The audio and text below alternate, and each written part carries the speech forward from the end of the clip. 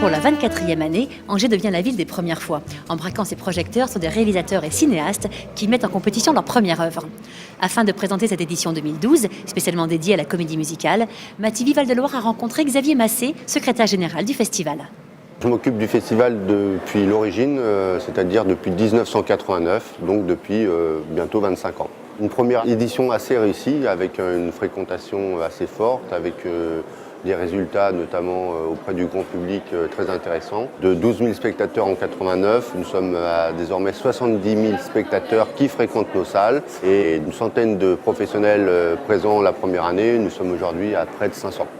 Parmi les personnalités qui sont venues à Angers, il y a eu des professionnels du cinéma, notamment des réalisateurs, ceux qui ont officié dans les différents jurys. Nous avons le plaisir d'accueillir ici Jeanne Moreau, Athès Varda, Jane Birkin, mais aussi Claude Chabrol, et puis tous les gens qui sont venus présenter leur premier film.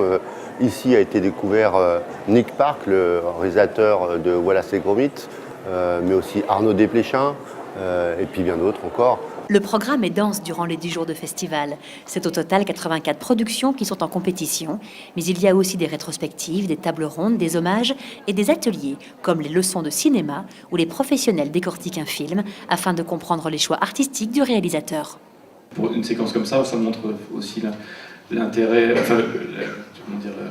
l'importance du travail sonore global sur un film, puisque là, il y a le montage son, si je me souviens bien, il y a un bruiteur qui a représenté.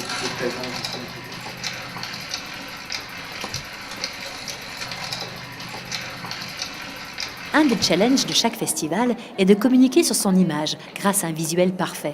Pour cela, les premiers plans d'Angers font appel à Benjamin Baltimore. Je faisais de la pub au départ et au bout d'un certain temps, à force de vendre des produits morts, des yaourts, des Tampax, des voitures, des trucs comme ça, j'ai découvert toute une bande de gens, même un personnage distributeur très impressionnant au départ, parce qu'il lançait des films sous une tente dans un jardin public, qui était Frédéric Mitterrand, qui m'a présenté à Toscan du Plantier, au Festival de Cannes, j'ai rencontré d'autres gens. Ils m'ont dit, puisque tu es tellement passionné de cinéma, essaye de travailler avec nous, à nous aider à exprimer réellement les films.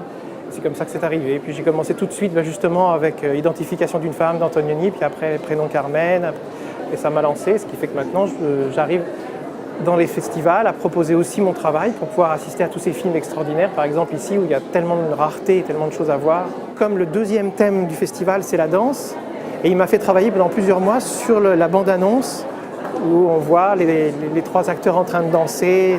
C'était du noir et blanc.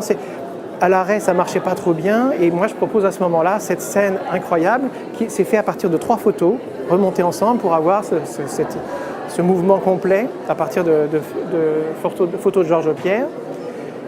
Et on est resté là-dessus, j'ai continué à faire tous les formats, puisqu'ici il y a des formats, il y a des 4x3, il y a des 7 mètres de haut, il y a des 7 mètres de large, donc toutes les adaptations. C'est quand on voit toutes les adaptations possibles du visuel qu'on se rend compte que la campagne est possible. Parmi les nombreuses comédies musicales projetées cette année, il y a Les Demoiselles de Rochefort, réalisées par Jacques Demy en 1967, et qui suscite toujours le même intérêt auprès du public.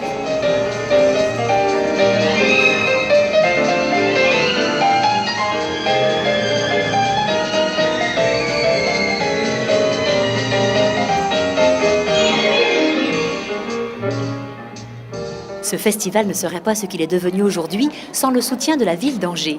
Monique Ramonino nous parle de cette collaboration privilégiée.